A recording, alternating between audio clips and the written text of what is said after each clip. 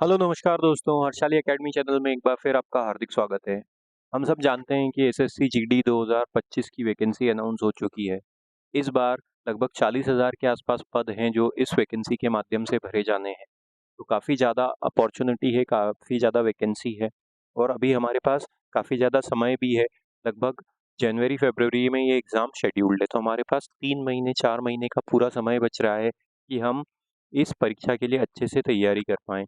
इसी चीज़ को ध्यान में रखते हुए हर्षाली एकेडमी आपके लिए एसएससी जीडी की एक्सक्लूसिव वीडियो सीरीज लेके आए हैं, जिसमें हम जीडी के रीजनिंग से संबंधित प्रश्नों को रेगुलरली हल करेंगे और रेगुलरली इसके वीडियो आएंगे। आप चैनल के साथ बने रहिए और इन वीडियो को देखिए ताकि आपकी रीजनिंग की तैयारी पूरी तरीके से हो सके। आज के इस वीडियो में हम 20 प्रश्न हल करने वाले हैं। हम इस वीडियो में शॉर्ट ट्रिक्स के साथ साथ बेसिक कॉन्सेप्ट्स को भी डिस्कस करेंगे, तो आपसे निवेदन है वीडियो के अंत तक बने रहिएगा। आइए वीडियो शुरू करते हैं। हमारा आज का जो पहला प्रश्न है वो कोडिंग डिकोडिंग से संबंधित है। इसमें कहा गया है कि d is equal to 3, g is equal to 6, तो फन इज इक्वल टू 38, तो प्रेसिडेंट का मान क्या होगा। तो अल्फ़ाबेट सीरीज से संबंधित जब भी प्रश्न आता है तो हम ऐसे प्रश्नों को हमने हमारे लगभग हर पुराने वीडियो में भी डिस्कस किया है। प्लेस वैल्यू के कॉन्सेप्ट से हल करने की कोशिश करते हैं। प्लेस वैल्यू के कॉन्सेप्ट से ऐसे प्रश्नों का उत्तर मिलने की संभावना ज़्यादा होती है। प्लेस वैल्यू का कॉन्सेप्ट एक बार ब्रीफ में डिस्कस कर लेता हूँ। वैसे हमने इसकी एक डेडिकेटेड प्लेलिस्ट बना रखी है हमारे चैनल के ऊपर अल्फ़ाबेट सीरीज के नाम से। आप उस प्लेलिस्ट के वीडियो को देखिए, बिल्कुल बेसिक कॉन्सेप्ट को हमने डिस्कस किया हुआ है। अब यहाँ पे देखिए क्या कहा गया है, हमको प्लेस वैल्यू डिस्कस करनी है। तो ए बी सी डी से लेके एक्स वाई जेड तक टोटल 26 लेटर होते हैं अंग्रेजी की वर्णमाला में। हम फर्स्ट सीरीज की प्लेस वैल्यू कैसे डिसाइड करते हैं, चूंकि ए पहले स्थान पे आता है तो ए को 1 प्लेस वैल्यू दे देते हैं, बी को 2 दे देते हैं, सी हो जाता है 3 पे, डी हो जाता है 4 पे, यही क्रम आगे जारी रहता है। एक्स हो जाता है 24 पे, वाई हो जाता है 25 पे और जेड हो जाता है 26 पे। कभी कभी सेकंड सीरीज की प्लेस वैल्यू की जरूरत पड़ती है। सेकंड सीरीज की प्लेस वैल्यू क्या होती है, जब हम जेड के बाद फिर से ए बी सी लिखना जारी रखते हैं तो ए उस केस में हो जाएगा 27 पे। यहाँ पे लिख देता हूँ मैं 27, बी हो जाता है 28, सी हो जाता है 29 पे और यही क्रम आगे जारी रहता है। कभी कभी अपोजिट पेयर के कॉन्सेप्ट की जरूरत पड़ती है। अपोजिट पेयर क्या होता है, जब दो लेटर दिए हों और उनकी प्लेस वैल्यू का सम अगर 27 हो तो हम उनको एक दूसरे के अपोजिट पेयर कहते हैं। जैसे कि ए और जेड, तो ए होता है हमारा 1 पे, जेड होता है हमारा 26 पे, दोनों को जोड़ने पे 27 मिलता है। तो ए और जेड एक दूसरे के अपोजिट पेयर हो गए। देखिए बी और वाई, बी होता है 2 पे, वाई होता है हमारा 25 पे, दोनों को जोड़ने पे मिलेगा 27, तो ये भी एक दूसरे के अपोजिट पेयर हो जाएंगे। तो इन तीन कॉन्सेप्ट से मुख्यतः हमें हमारा उत्तर मिल जाता है। अब देखो यहाँ पे डी है, डी का मान क्या दिया हुआ है 3, लेकिन डी की प्लेस वैल्यू हम जानते हैं क्या होती है। डी की प्लेस वैल्यू होती है 4, 4 में से 1 घटाया तो हमको 3 मिला। इसी प्रकार जी देखिए, जी का मान क्या दिया हुआ है 6, लेकिन जी की प्लेस वैल्यू क्या होती है 7, 7 में से 1 घटाया तो हमको क्या मिलता है 6। मतलब जो प्लेस वैल्यू है उसमें से हमने 1 घटाया है। फन को देखिए एफ यू एन, एफ होता है हमारा 6 पे, यू होता है हमारा 21 पे और एन होता है 14 पे। इन तीनों को आपस में जोड़ लेते हैं तो हमको क्या मिलेगा, 21 और 24, 35 और 6 41, 41 इनकी प्लेस वैल्यू का योग होता है और दिया क्या हुआ है 38 दिया हुआ है। मतलब कितना घटाया है, 3 घटाया है। हर एक 3 लेटर थे इसमें से 3 घटा दिया तो 38 मिला।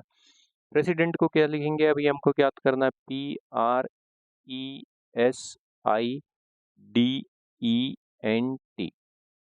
पी होता है हमारा 16 पे, आर होता है हमारा 18 पे, ई होता है 5 पे, एस होता है 19 पे, आई होता है 9 पे, डी होता है 4 पे, ई होता है 5 पे, एन होता है हमारा 14 पे और टी होता है 20 पे। इन सबको आपस में जोड़ लेते हैं। 16 और 18 34, 34 और 5 39, 39 और 19 हो जाता है हमारा 58, 58 और 9 हो जाता है हमारा 67, 67 और 4 71, 71 और 5 76, 76 और 14 हो जाता है हमारा 90, 90 और 20 हो जाता है 110। अब इसमें कितने लेटर हैं वो घटा देते हैं हम। 1 2 3 4 5 6 7 8 9, 110 में से हम 9 घटा देंगे तो हमको मिलेगा 101। तो ऑप्शन नंबर 4 हमारा सही उत्तर होगा। हम वीडियो में आगे बढ़ते हैं, जब तक आप चैनल को सब्सक्राइब कीजिए, वीडियो को लाइक कीजिए दोस्तों। अब देखिए यहाँ पे नंबर सीरीज से संबंधित प्रश्न है। उस संख्या का चयन करना है जो निम्नलिखित समूह से संबंधित नहीं है। अब संख्या देखिए कौन सी दी हुई है। अच्छा, एक नंबर सीरीज से संबंधित जब भी प्रश्न आता है तो हमें संख्याओं के बीच का अंतर देखना होता है। अगर संख्याओं के बीच का अंतर एक निश्चित क्रम से आगे बढ़ रहा हो तो हमें हमारा उत्तर प्लस या माइनस से मिलेगा, या संख्याएं एक दूसरे से तुलनात्मक रूप से कम अंतर से बड़ी या छोटी हो रही हो तो प्लस या माइनस से उत्तर मिलेगा। इसी के विपरीत अगर संख्याओं के बीच में अंतर ज़्यादा है तो हमें हमारा उत्तर गुणा, भाग या स्क्वायर या क्यूब की ट्रिक से मिलेगा। तो इसके लिए ज़रूरी है कि हमको कम से कम 1 से 40 तक के स्क्वायर याद हो और कम से कम 1 से 20 तक के क्यूब याद हो।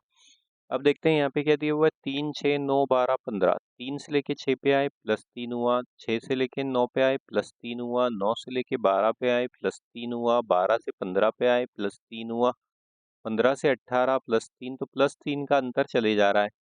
18 से 31। अच्छा, हमको यहाँ क्या पूछना है, क्या बताना है, उस संख्या को बताना है जो निम्नलिखित समूह से संबंधित नहीं है।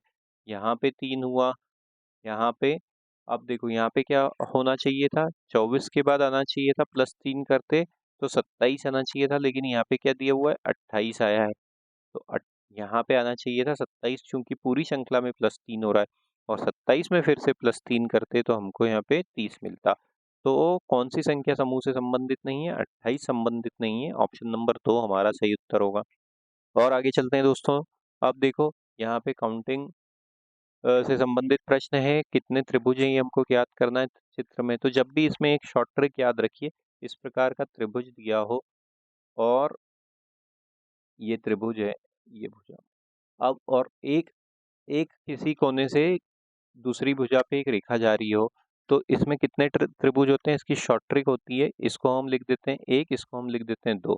तो 1 और 2 को आपस में जोड़ दें तो टोटल कितने त्रिभुज हो जाएंगे, 3 त्रिभुज हो जाएंगे इस आकृति में। इसको कैसे आप समझो, देखो एक त्रिभुज ये वाला हो गया 1 नंबर वाला, एक ये त्रिभुज हो गया 2 नंबर वाला, और एक बड़ा वाला त्रिभुज ये हो गया, ये हो गया। अब देखो यहाँ पे कितनी आकृति दिख रही है, एक तो ये दिख रही है, यहाँ ये वाली इस प्रकार से, तो इसमें कितने त्रिभुज हो गए, 3 त्रिभुज हो गए। इसी प्रकार एक इसी के विपरीत यहाँ पे एक आकृति दिख रही है, इसमें कितने त्रिभुज हो गए दोस्तों, इसमें भी 3 त्रिभुज हो गए। एक बड़ी वाली आकृति है, ये देखो ये वाली आकृति, बड़े वाले में भी ये रेखा दी हुई है ये वाली, तो इसमें कितने त्रिभुज हो जाते हैं, इसमें भी 3 त्रिभुज हो जाते हैं। अब और क्या बच रहा है, मैं अब देखो यहाँ पे आपको बताता हूँ, ये कलर यहाँ पे देखो। अब इसके अलावा और क्या बच रहा है, एक जो हमारे गिनने में नहीं आया है वो ये वाला त्रिभुज आया है, एक ये त्रिभुज है तो एक ये हो जाएगा। इसी प्रकार से एक ये वाला त्रिभुज है, ये एक और त्रिभुज हो गया, और एक और त्रिभुज है, ये देखो ये वाला, ये इस प्रकार से ये त्रिभुज, और इसी के विपरीत एक ये वाला त्रिभुज, तो ये 2 त्रिभुज और हो जाएंगे, तो कितना हो जाएगा, ये 9 और 4 13 त्रिभुज, कुल मिला के 13 त्रिभुज इस आकृति में है। और आगे चलते हैं दोस्तों। अब देखो यहाँ पे क्या दिया हुआ है, हमको दिया गया है एक निश्चित कूट भाषा में स्क्वायर को इस प्रकार से लिखा जाता है, तो ट्राइंगल को कैसे लिखा जाएगा, स्क्वायर को कैसे लिखा हुआ है, SQUARE,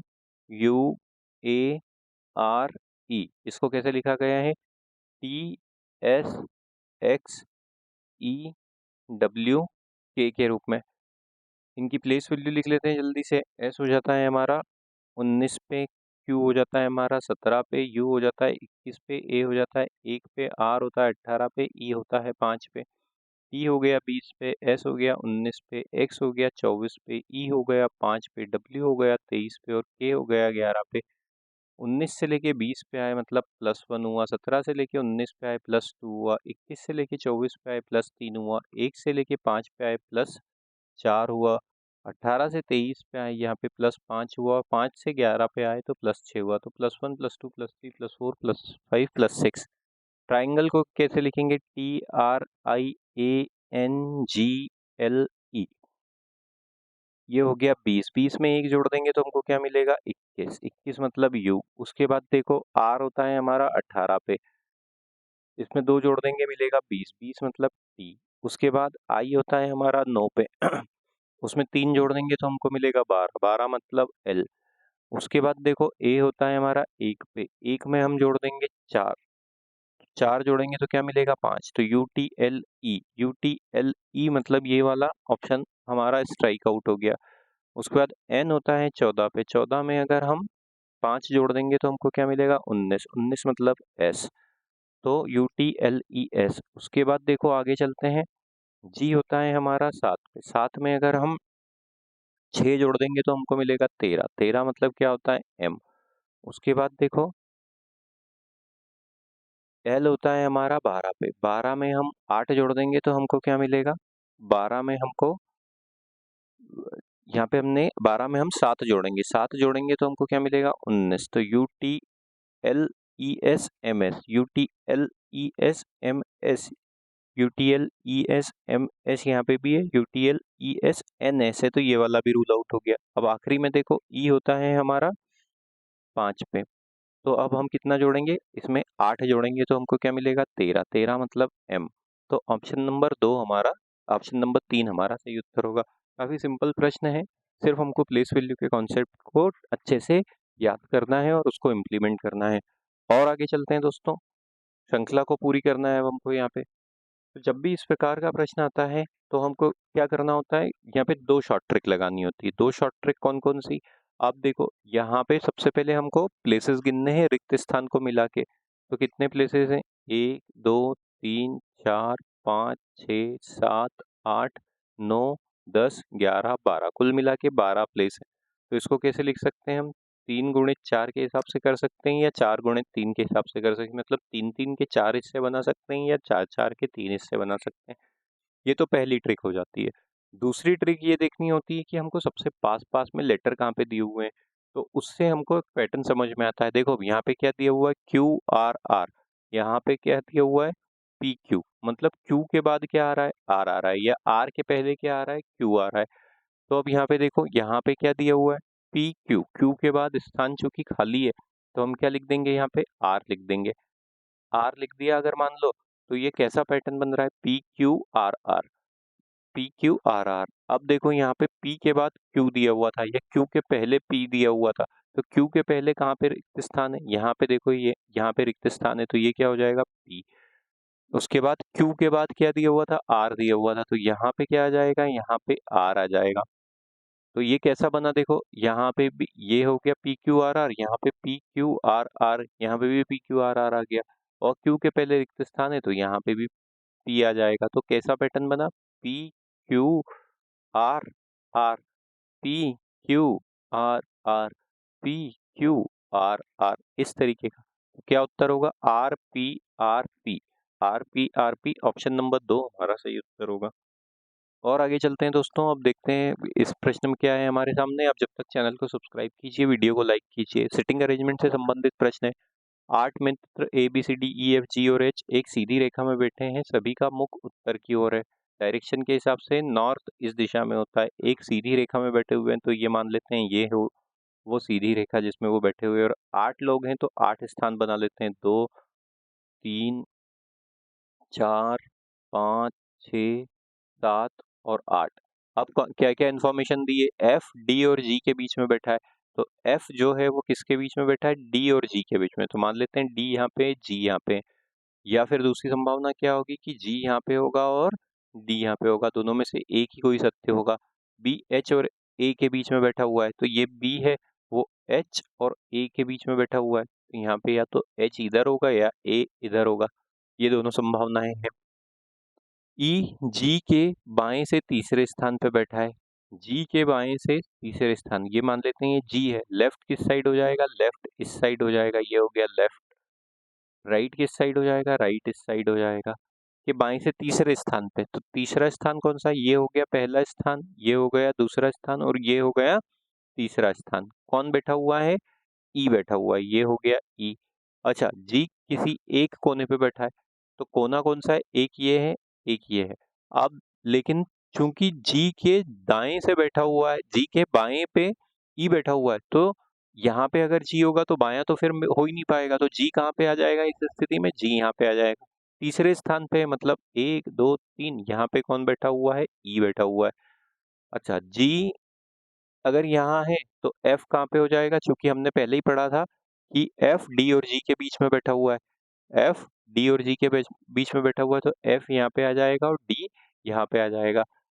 और आगे चलते हैं, H C के बाएं से तीसरे स्थान पे बैठा हुआ है, तो C मान लेते हैं यहाँ पे, उसके बाएं से तीसरे स्थान पे कौन बैठा हुआ है, H बैठा हुआ है, ये H है, माफ कीजिए, ये इस तरीके से 1 2 3, ये H है। तो अब कितने स्थान बच रहे हैं, ये 4 स्थान बच रहे हैं। तो C को कहाँ पे आना पड़ेगा, तीसरे स्थान पे H को लाने के लिए C को यहाँ पे आना पड़ेगा, 1 2 3, तो H यहाँ पे आ जाएगा। अब H यहाँ पे है तो B H और A के बीच में है, तो ये B यहाँ आ जाएगा, A यहाँ पे आ जाएगा, ये हमारी सीरीज पूरी हो गई। एक बार फिर से इसको वैलिडेट कर लेते हैं। F D और G के बीच में बैठा हुआ है, F D और G के बीच में बैठा है, B H और A के बीच में बैठा हुआ है, B H और ये A है, H और A के बीच में बैठा हुआ है, E G के बाएं से तीसरे स्थान पे बैठा है, G का बाएं से तीसरा, 1 2 3 ये स्थान हो गया, G किसी एक कोने पर बैठा है, G इस कोने पर बैठा है, H C के बाएं से तीसरे स्थान पे बैठा हुआ है, C के बाएं से तीसरे स्थान पे 1 2 3 H बैठा हुआ है। क्या पूछा है, A और E के बीच में कौन बैठा हुआ है, ये A है, ये E है, इनके बीच में कौन बैठा है, C बैठा है। ऑप्शन नंबर 4 हमारा सही उत्तर होगा। और आगे चलते हैं दोस्तों। हाँ, अब देखो यहाँ पे क्या दिया गया है, एक पार्टी में एक आदमी, उसकी पत्नी और उसके 3 बेटे और उनकी पत्नियां और हर एक बेटे के परिवार में 3 बच्चे थे। पार्टी में कितने लोग थे, ठीक है। पार्टी में एक आदमी था, मान लेते हैं कि ये वो मैन है, ये वो मैन है। उसकी पत्नी मतलब ये उसकी वाइफ हो गई, उनके 3 बेटे। अब इनके इस कपल के कितने बेटे हो गए, इस कपल के 3 बेटे हो गए, तो ये 1 ये 2 और ये 3, ये सन 1 सन 2 और सन 3 उनकी पत्नियां। अब इनकी पत्नियां मतलब ये वाइफ हो गई, ये वाइफ हो गई और ये वाइफ हो गई। और हर एक बेटे के परिवार में, बेटे का एक परिवार कैसा हुआ, एक यूनिट ये हो गई, एक बेटा उसकी पत्नी, दूसरा बेटा उसकी पत्नी और ये तीसरा बेटा और उसकी पत्नी, 3 बच्चे हैं। अब इसके 3 बच्चे हैं मतलब एक चाइल्ड 1 C1 C2 और C3। इसी प्रकार यहाँ पे देखो चाइल्ड 1 C1 C2 और C3, और इसी प्रकार से यहाँ पे देखो ये चाइल्ड 1 चाइल्ड 2 और चाइल्ड 3। ठीक है, अब हमसे क्या पूछा गया कि पार्टी में कितने लोग हैं, तो 2 यहाँ पे हो गए, ये 2 ये हो गए प्रत्येक में, और उसके बाद 3 3 ये हो गए, ये 3 और ये 3। कुल कितने लोग हैं, 1 2 3 4 8 ये हो गए और 6 ये हो गए, 14, सॉरी ये 2 2 4 2 6 2 8 8 और 9, 8 और 9 17। ऑप्शन नंबर 1 हमारा सही उत्तर हो जाएगा। आगे चलते हैं दोस्तों, वेन डायग्राम से संबंधित प्रश्न है। अब जब भी ऐसा प्रश्न आता है तो इसमें ट्रिक ये होती है कि हमको दो दो के कंपैरिजन करने होते हैं, तो हमारा डायग्राम अच्छे से बनता है। फ्लावर और रेड का कैसे बनेगा, देखो अगर मान लेते हैं ये सर्कल फ्लावर का है, तो फ्लावर कुछ रेड भी होते हैं, लाल भी होते हैं, तो ये रेड हो जाएगा, ये रेड हो गया, और ये फ्लावर हो गया, ये फ्लावर वाला सर्कल हो गया। फ्लावर और क्लॉथ, फ्लावर और क्लॉथ का कोई कनेक्शन हो सकता है क्या, फ्लावर और क्लॉथ का आपस में कोई कनेक्शन नहीं हो सकता, तो क्लॉथ का जो सर्कल है वो फ्लावर से कनेक्टेड नहीं होगा। रेड और क्लॉथ का कोई संबंध हो सकता है कि हाँ जी कुछ कपड़े लाल हो सकते हैं, तो ये रेड और ये क्लॉथ, इस प्रकार से ये बनेगा। तो कौन सा वाला ऑप्शन सही होगा, ऑप्शन नंबर 1 हमारा सही उत्तर होगा। और आगे चलते हैं। हाँ, विषम की पहचान करना है हमको, फिर से प्लेस वैल्यू के कॉन्सेप्ट से इसको हल कर सकते हैं। इनकी प्लेस वैल्यू लिखते हैं, C होता है हमारा 3 पे, F होता है हमारा 6 पे, और G होता है हमारा 7 पे, P होता है हमारा 16 पे, R होता है हमारा 18 पे, T होता है हमारा 20 पे, V होता है हमारा 22 पे, X होता है 24 पे और Z होता है 26 पे, H होता है हमारा 8 पे, J होता है हमारा 10 पे और L होता है 12 पे। 16 से 18 पे प्लस 2, 18 से 20 प्लस 2, ये भी प्लस 2, यहाँ पे भी प्लस 2, यहाँ प्लस 2, यहाँ प्लस 2, लेकिन यहाँ पे 3 से 6 यहाँ पे प्लस 3 हो रहा था, 6 से 7 यहाँ पे प्लस 1 हो रहा था, तो ये बाकियों से भिन्न है, ऑप्शन नंबर 1 हमारा सही उत्तर हो जाएगा। और आगे चलते हैं, फिर से हमें विषम जोड़ी को चुनना है। अब देखो यहाँ पे क्या क्या ऑप्शन दिया हुआ है। 7 के बाद दिया है 345, 5 के बाद दिया है 125, 5 का जो घन होता है वो क्या होता है 125 होता है। 3 के बाद 27 दिया है, मतलब 3 का घन क्या होता है 27 होता है। और 9 का जो घन होता है, 9 का जो क्यूब होता है वो 729 होता है। मतलब इन तीनों में पहली संख्या अगर a है तो a का घन करने पे हमको दूसरी संख्या b मिली है, लेकिन यहाँ पे देखो 7 का जो घन होता है वो होता है 343। 343 में 2 जोड़ दिया तो हमको 345 मिलता है। तो ये वाक्य से भिन्न है, ऑप्शन नंबर 1 हमारा सही उत्तर होगा। और आगे चलते हैं दोस्तों, आप देखो यहाँ पे फिर से नंबर सीरीज से संबंधित प्रश्न है। हमने शुरुआत में ही डिस्कस किया था, संख्याओं के बीच का अंतर देखते हैं। संख्याएं एकदम से बड़ी हो रही हो तो हमें हमारा उत्तर गुणा भाग या स्क्वायर या क्यूब से मिलता है। अब देखो 7 के बाद दिया 14, 14 के बाद सीधे आ गया 42 और 42 के बाद आ गया 168। मतलब संख्याएं एकदम से बड़ी हो रही है तो हमें हमारा उत्तर गुणा भाग या स्क्वायर या क्यूब से मिलेगा। 7 से लेके 14 पे आए मतलब कितना हुआ 2 से गुणा किया। 14 से लेके 42 पे आए मतलब कितना हुआ 3 से गुणा किया।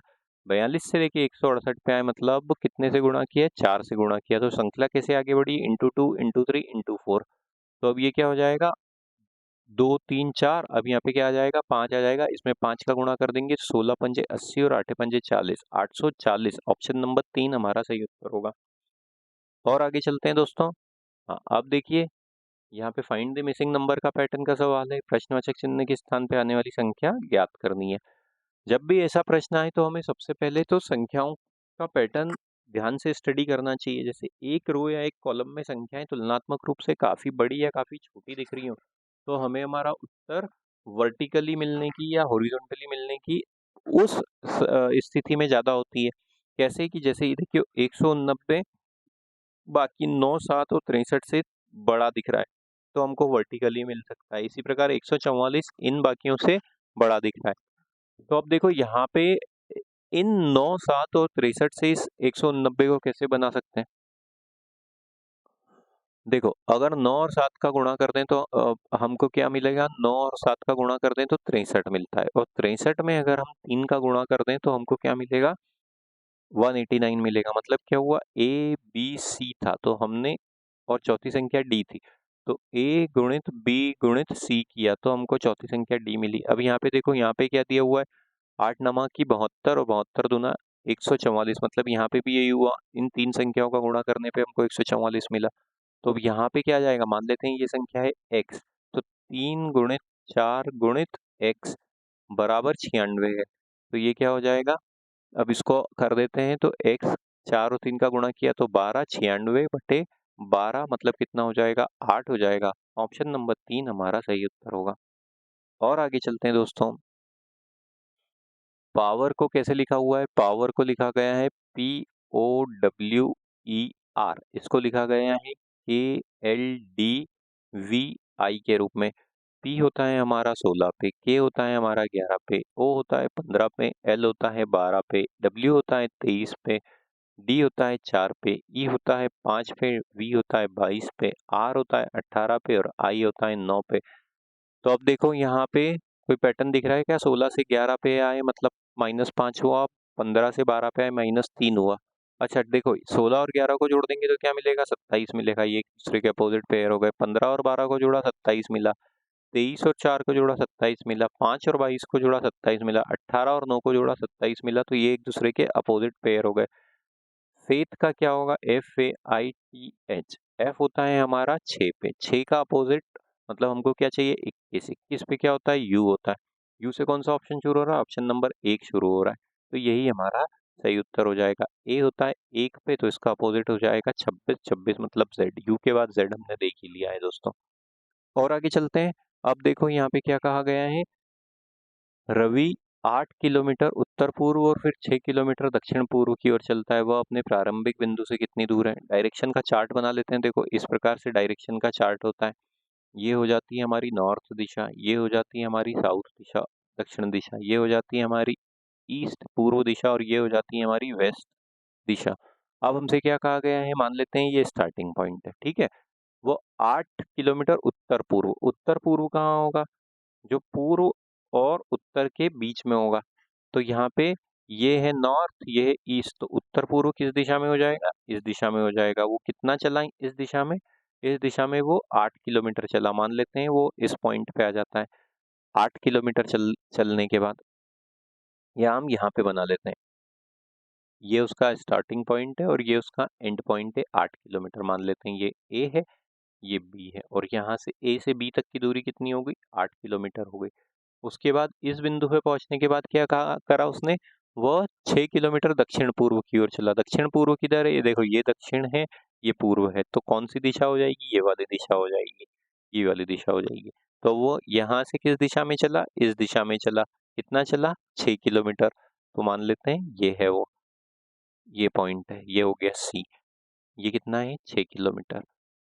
अब देखो, हमसे क्या पूछा गया है, प्रारंभिक बिंदु से कितने दूर है, मतलब ए और सी की दूरी कितनी है। तो देखो, ये क्या है, समकोण त्रिभुज बन रहा है, यहाँ पे 90 डिग्री का एंगल है, ये वाला एंगल 90 डिग्री का है। तो अब सिंपल सा पाइथागोरस थ्योरम लगा देंगे, तो क्या हो जाएगा, ये 8 का वर्ग धन 6 का वर्ग बराबर क्या हो जाएगा, AC, AC का वर्ग। 8 का वर्ग होता है 64, 6 का वर्ग होता है 36, दोनों को जोड़ा मिला 100। 100 मतलब क्या हो गया, AC का वर्ग, और ये क्या होगा, 10 का वर्ग बराबर AC का वर्ग। तो वो अपने प्रारंभिक बिंदु से कितनी दूर है, 10 किलोमीटर दूर है। ऑप्शन नंबर 4 हमारा सही उत्तर होगा। और आगे चलते हैं दोस्तों। अब देखो, सिलोजिज्म का प्रश्न है, क्या कहा गया है, दो स्टेटमेंट दिए गए, सम स्कर्ट्स आर बेंचेस। तो मान लेते हैं ये डायग्राम हमारा स्कर्ट्स के लिए हो गया, ये वाला सर्कल, आर बेंचेस, तो बेंचेस का ये वाला सर्कल है, और ये दोनों आपस में ओवरलैप कर रहे हैं। No bench is a table, तो टेबल का सर्कल मान लेते हैं ये है, ये टेबल है, और टेबल और बेंच आपस में कनेक्टेड नहीं है। अब हमसे ये जो कंक्लूजन दिए हुए हैं, ये हमको देखना है, स्कर्ट और टेबल का कोई आपस में कनेक्शन नहीं बताया गया है, हो भी सकता है, नहीं भी हो सकता है। अब देखो यहाँ पे क्या कहा गया है, सम स्कर्ट्स आर टेबल, तो हमने जैसे बोला कि स्कर्ट्स और टेबल का निश्चित रूप से कोई कनेक्शन है, ये नहीं कहा जा सकता, तो ये कंक्लूजन पूर्णतः सत्य नहीं होगा। सम बेंचेस आर स्कर्ट्स, तो ये बेंचेस और स्कर्ट्स देखो आपस में यहाँ पे ओवरलैप कर रहे हैं, तो ये वाला सही साबित होगा। ऑल बेंचेस आर स्कर्ट्स, तो ऑल बेंचेस आर स्कर्ट्स ये नहीं कहा जा सकता, क्योंकि ये सम हमको पहले ही कहा गया था, सम स्कर्ट्स आर बेंचेस, तो ये वाला भी सही साबित नहीं होगा। सम टेबल्स आर स्कर्ट्स, टेबल और स्कर्ट का भी आपस में कोई कनेक्शन नहीं है, तो कौन सा वाला सही है, only conclusion 2 follows, option number 2 हमारा सही उत्तर होगा। और आगे चलते हैं दोस्तों। अब देखो, मिरर इमेज से संबंधित प्रश्न है, यहाँ पे ये मिरर रखा हुआ है, तो सबसे पहले तो ये इस प्रकार से एक चतुर्भुज बनेगा, जिसके 4 छोटे छोटे हिस्से होंगे, ये 4 छोटे छोटे हिस्से हैं। अब हमको क्या कहा गया है, यहाँ पे M है, M जब मिरर इमेज में जाएगा तो कैसा बनेगा, M एज इट इज दिखता है किसी भी मिरर में। Z कैसा दिखेगा, Z इस प्रकार से उल्टा हो जाएगा दोस्तों। तो M और Z इस प्रकार से कहाँ पे दिया हुआ है, देखो, M और Z, ये यहाँ पे M है, यहाँ Z है, एकमात्र इस ऑप्शन में ही दिया हुआ है, तो ऑप्शन नंबर 3 हमारा सही उत्तर हो जाएगा। और आगे चलते हैं। अच्छा, फिगर से संबंधित श्रृंखला दी हुई है, यहाँ पे क्या कहा गया है, प्रश्नवाचक चिन्ह के स्थान पे कौन सा चित्र आएगा, ये ज्ञात करना है। अब देखो, यहाँ पे पहले इन दोनों का कंपैरिजन करते हैं। यहाँ पे एक छोटा सा सर्कल था, वो इधर वाली आकृति में उठ के कहाँ पे आ गया, इस तरफ आ गया। उसी प्रकार से ये जो चतुर्भुज था, जो दो त्रिभुजों से मिलके बना हुआ है, वो उठ के इस तरफ आ गया। एक ये जो त्रिभुज था, वो उठ के यहाँ पे नीचे की तरफ आ गया। तो अब यहाँ पे क्या होगा, यहाँ पे ये वाला जो त्रिभुज है, ये वाला त्रिभुज उठ के ऊपर की तरफ चले जाएगा, और उसका सिरा बदल जाएगा। मतलब ये ऐसा ऊपर की तरफ है, तो ये कैसा बन जाएगा, ये ऐसा नीचे की तरफ बन जाएगा। ऐसा नीचे की तरफ बना हुआ त्रिभुज कौन कौन से ऑप्शन में है, देखो, ऐसा वाला ऑप्शन नंबर 1 में है, 4 में है, तो ये दोनों रूल आउट हो गए। उसके बाद ये दोनों जो बॉल है, ये जो सर्कल है, और ये जो चतुर्भुज है, ये आपस में अपनी जगह बदल लेंगे। तो अब देखो, यहाँ पे ये चतुर्भुज इस तरफ आ जाएगा इस प्रकार से, और ये जो सर्कल है वो किधर आ जाएगा, वो अब इस दिशा में आ जाएगा। और इसका डार्क किधर था, इस तरफ था। अब यहाँ पे देखो, यहाँ पे ये डार्क वाला हिस्सा इस तरफ आ जाएगा। तो ऐसा वाला किस में दिया हुआ है, ये हमको ऑप्शन नंबर 1 में दिया हुआ है, ऑप्शन नंबर 4 में। यहाँ पे कुछ टाइपिंग की एरर हुई है, लेकिन आकृति कैसी बनेगी दोस्तों, इसी प्रकार से बनेगी। तो ये हमारा सही उत्तर इस प्रकार की आकृति से हमको मिलेगा दोस्तों। और आगे चलते हैं। अब देखो, फिर से ही क्लासिफिकेशन से संबंधित प्रश्न है। 5 और 23 का जो संबंध है, 9 से कौन सी संख्या आएगी, 5 से हमको 23 दिया गया है। इसको कैसे ज्ञात कर सकते हैं, 5 का अगर हम वर्ग कर लें तो हमको क्या मिलता है, 25 मिलता है। 25 में से 2 घटा दिया तो 23 मिला। तो 9 का वर्ग क्या होता है, 81। 81 में से 2 घटा देंगे तो 69 आना चाहिए, लेकिन 69 किसी भी ऑप्शन में नहीं है, तो ये वाला लॉजिक तो नहीं है। 5 में अगर हम 5 का गुणा कर दें तो हमको 23 मिलता है, 25 मिलता है। और 25 में से 2 घटा दें तो हमको क्या मिलेगा, 23 मिलेगा दोस्तों। तो अब 9 में 5 का गुणा करने पे मिलेगा 45। 45 में से 2 घटा दें तो ये पे यहाँ पे क्या मिलना चाहिए, 43, लेकिन 43 कहीं पे नहीं दिया हुआ है, तो ये भी लॉजिक नहीं लगेगा। 5 के सामने दिया हुआ है 23, तो 5 में अगर हम 4 का गुणा कर दें तो हमको क्या मिलता है, 20 मिलता है। 20 में अगर हम 3 जोड़ दें तो हमको क्या मिलेगा, 23 मिलेगा। इसी प्रकार से देखो, अगर 9 है, 9 में अगर हम 4 का गुणा कर दें तो हमको मिलेगा 36। 36 में 3 जोड़ दें तो हमको क्या मिलेगा, 39। तो ऑप्शन नंबर 1 हमारा सही उत्तर होगा। इस प्रकार से हमको हिट एंड ट्राई करना होता है। और आगे चलते हैं। अब देखिए यहाँ पे क्या है, यहाँ पे मैथमेटिकल ऑपरेशन से संबंधित प्रश्न है। प्लस को क्या कहा गया है, डिवाइड किया गया है, लिखा गया है। माइनस को कैसे लिखा गया है, प्लस करके लिखा गया है। गुणे को कैसे लिखा गया है, माइनस करके लिखा गया है। और डिवाइड को कैसे लिखा गया है, गुणे के रूप में लिखा गया है। तो इस समीकरण का मान क्या होगा, तो 20 गुणे की जगह क्या लिख देंगे, माइनस लिख देंगे 12। प्लस की जगह क्या लिख देंगे, डिवाइड लिख देंगे 4। माइनस की जगह क्या लिख देंगे, प्लस लिख देंगे 8। और डिवाइड की जगह क्या लिख देंगे दोस्तों, गुणे का चिन्ह लगा देंगे 4। बॉडमेस नियम से हल कर लेते हैं, ये हो जाता है 3। तो 20 माइनस 3 धन 8 और 4 का गुणा किया तो हमको मिलेगा 32। तो 20 और 32 को जोड़ा तो हमको मिलेगा 52। 52 में से 3 घटाया तो हमको मिलेगा 49। ऑप्शन नंबर 3 हमारा सही उत्तर होगा। तो उम्मीद करते हैं दोस्तों ये वीडियो आपको पसंद आया होगा। इस प्रकार की वीडियो निरंतर पाने के लिए हमारे चैनल के साथ बने रहिए। चैनल को सब्सक्राइब कीजिए, वीडियो को लाइक कीजिए। हम इस सीरीज के साथ निरंतर बने रहेंगे और आपकी एसएससी जीडी की रीजनिंग की तैयारी, साथ ही साथ हम जीके के क्वेश्चंस भी लेके आएंगे अलग वीडियोस में। तो आप चैनल पे बने रहिए। इन 2 सेक्शंस की तैयारी आप हर्षाली एकेडमी के साथ निश्चित रूप से निश्चिंत होकर कर सकते हैं। हम मिलते हैं अगले वीडियो में। धन्यवाद।